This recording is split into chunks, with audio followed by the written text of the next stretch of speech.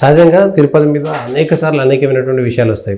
కొన్నిసార్లు ఏదో pink diamond వెళ్ళిపోయిందని, కొన్నిసార్లు అందులో బంగారు ఆభరణాలు వెళ్ళిపోయినని, కొందరు డాలర్లు అమ్ముకున్నారని, రాజకీయంగా కొంతమందిని వాడుకోవడం కోసం చేశారని అనేకమైనటువంటి ఆరోపణలు వచ్చినా కూడా 2 రోజుల పాటు వార్తల్లో ఉంటుంది, పక్క పోతుంది. ఇది కూడా ఒక 4 రోజులు వార్తల్లో ఉండి వెళ్ళిపోతుంది, ప్రజలు కూడా మర్చిపోతారు అనేటువంటి భావంతో ఉంటే మళ్ళీ తిరిగి అదే వ్యవస్థ అదే వ్యవహారం జరిగేటువంటి అవకాశం ఉంది కదా.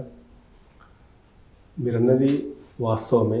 సమస్య మీడియా సందర్భంగా కూడా ఒక సమస్యను కొన్ని రోజులు హైప్ చేయడము, దాన్ని జనాల్లోకి తీసుకోవడం జరుగుతుంది. తర్వాత ఇంకొక సమస్య వచ్చేసే వరకు ఈ సమస్య వెనక్కిపోతుంది. కాబట్టి ఈరోజు విశ్వ హిందూ పరిషత్ ఒకటే డిమాండ్ చేస్తూ ఉంది. గతంలో ఎప్పటి నుంచో దేశానికి స్వతంత్రం వచ్చినప్పటి నుంచి ఒకటే డిమాండ్ చేస్తూ ఉంది. ఈ దేశంలో దేవాలయాలన్నీ కూడా ధార్మిక సంస్థల చేతిలో ఉండాలి. వాటి నిర్వహణ మొత్తం కూడా భక్తిభావము, దేశభక్తి ఉన్నటువంటి వ్యక్తుల చేత ఆలనా పాలన కొనసాగాలి అనేటటువంటి ఒక డిమాండ్ ఉంది. ఆ డిమాండ్కు అనుగుణంగా ఈరోజు దేశంలో ఒక హైందవ సనాతన బోర్డు ఏర్పాటు చేయాలి. ఆ బోర్డు ఆధీనంలోనే ఈరోజు దేవాలయాలు, ఈరోజు తిరుమల తిరుపతి కావచ్చు, తర్వాత అయ్యప్ప కొండ కావచ్చు, లేకపోతే మీనాక్షి దేవత కావచ్చు, యాదగిరిగుట్ట కావచ్చు, కాశ్మీర్లో ఉన్నటువంటి వైష్ణవి మాత కావచ్చు. ఈ విధంగా వైష్ణవి మాత ఆటోనమస్ బాడీ ఉంది. ఈ విధంగా ఎక్కడికక్కడ ఏ దేవాలయం అయినప్పటికీ కూడా దానికి మొత్తం కూడా ఆధ్యాత్మిక సనాతన హైందవ బోర్డు ఆధ్వర్యంలోనే నిర్వహించాలనేటువంటి డిమాండ్ మాది. ఈ డిమాండ్ ఈరోజు ఆంధ్రప్రదేశ్ డిప్యూటీ సీఎం పవన్ కళ్యాణ్ గారు తీసుకురావడం అనేది చాలా అభినందనీయము, గొప్ప విషయము. మేము చేసే డిమాండ్ ఎప్పటి నుంచో చెప్తున్నప్పటికీ కూడా ఇది ఒక మతోన్మాదము, లేకపోతే హిందువులు, విశ్వ హిందూ పరిషత్ వాళ్ళు, ఆర్ఎస్ఎస్ వాళ్ళు ఈ దేవాలయాలన్నింటినీ వాళ్ళ గుప్పిట్లో పెట్టుకోవడానికి ఈ డిమాండ్ చేస్తున్నారని చెప్పేసి కొంతమంది నాస్తికులు, రాజకీయ నాయకులు మా పైన బుద్ధ జల్లిండ్రు. కానీ ఈరోజు పవన్ కళ్యాణ్ గారి యొక్క మాట రావడం వల్ల అది స్ప్రెడ్ అవుతా ఉంది. పవన్ కళ్యాణ్ కూడా తిడుతున్నారు, కొంతమంది చర్చ జరుగుతూ ఉంది. కాబట్టి దాన్ని మేము స్వాగతిస్తున్నాము. పవన్ కళ్యాణ్ కూడా కొంతమంది వ్యతిరేక, ప్రకాష్ రాయ్ లాంటి వాళ్ళు, నిన్న ఎవరో సినిమా నటుడు కార్తియో ఇంకోరు అతను కూడా ఈ విషయంలో కొంత పవన్ కళ్యాణ్ను కామెంట్ చేశారు. ఇప్పుడు ఏమవుతుందంటే ఇప్పటి వరకు మీడియా ఏదైతే ప్రసార సాధనాలు ఉన్నాయో వాటి ఆధారంగా సెక్యులరిజం అంటే హిందూ వ్యతిరేక విధానము అనేటటువంటి ఒక ముసుగు కొనసాగింది. ఈరోజు నిన్న పవన్ కళ్యాణ్ గారు వాస్తవం మాట్లాడినరు, వాళ్ళ యొక్క ముసుగు తొలగిపోయింది. ఈరోజు సెక్యులరిజం అంటే not only one way, this is 2 వే.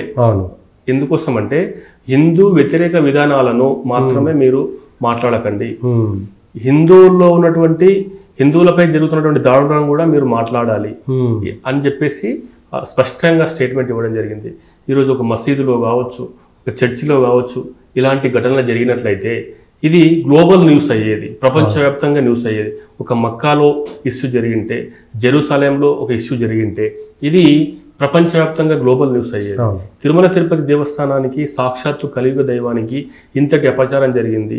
ఈ యొక్క గొడ్డు మాంసము, ఈ యొక్క పంది మాంసము, చేపల నూనె, కలుషిత పదార్థాలతో నైవేద్యం ప్రసాదిస్తే ఈరోజు మాట్లాడే వాళ్ళు ఎక్కడ పోయినరు అనేటటువంటిది ఒక వాదన.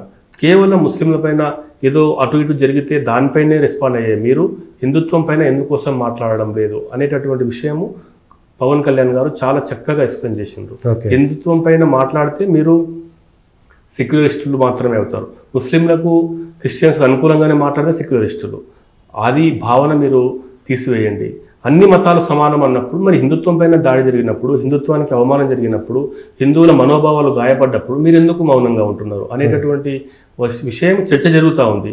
ఈరోజు పవన్ కళ్యాణ్ గారి యొక్క మాటలకు ప్రకాష్ రాజ్ గారు కావచ్చు, మిగతా కొంతమంది కౌంటర్ ఇస్తారని చెప్తా ఉన్నారు. మీరు అసలు పవన్ కళ్యాణ్ గారు క్వశ్చన్ సూటిగా చెప్పేసిండ్రు, నీవు దేవుడు అంటే నమ్మవు, నీకు దైవం అంటే ఇష్టం లేదు, హిందుత్వం అంటే అసలే ఇష్టం లేదు, కాబట్టి ఇది మా గొడవ, నువ్వెందుకు ఇన్వాల్వ్ అవుతున్నావు, నీకేం సంబంధం ఉంది, నువ్వు మాట్లాడొద్దు. ఒకవేళ మాట్లాడతావా అక్కడ హిందువుల మనోభావాలను గౌరవిస్తూ దోషులు ఎవరైతే ఉన్నారో మొత్తం కూడా అధ్యయనం చేసి అంతా కూడా పరిశోధించి శిక్ష వేయని చెప్పేసి మాట్లాడు. అంతేగాని చిన్న విషయం ఇది, లడ్డు విషయము, దీన్ని గోరంతలు కొండంతలు చేసి ప్రపంచవ్యాప్తంగా చేయొద్దు అని చెప్పేసి ఆ విధంగా ట్వీట్ చేయడం ఎంతవరకు సమంజసం? కాబట్టి ఇది నీకు నచ్చలేదు ఆ విషయము, మౌనంగా ఉండు, నువ్వు ఇన్వాల్వ్ కావాల్సిన అవసరమే లేదు. మా దేవుడు, మా యొక్క విశ్వాసాలు, మా యొక్క మనోభావాలకు సంబంధించినటువంటి అంశము, దానిపైన మేము బాధపడతాం. మా దేవుడికి అపచారం జరిగింది, మా ధర్మానికి అపకీర్తి జరుగుతుంది, మాకు అన్యాయం జరుగుతుంది, మా కడుపు మండుతుంది కాబట్టి మేము మాట్లాడతాం. నీవెందుకు ఇన్వాల్వ్ అవుతున్నావు ఇక్కడ? ఓకే, నువ్వు మా యొక్క మంట పైన ఇంకొంచెం దాన్ని ఆయిల్ పోసి దాన్ని ఇంకొంచెం రేకెత్తించే విధంగా మంటలను మాటల లోపల పెంచేటటువంటి ప్రయత్నం చేయవద్దు అని చెప్పేసి పవన్ కళ్యాణ్ గారు చాలా చక్కగా జవాబు ఇచ్చిండ్రు. దాన్ని మేమంతా కూడా మద్దతు ఇస్తున్నాం, సమర్థిస్తున్నాం.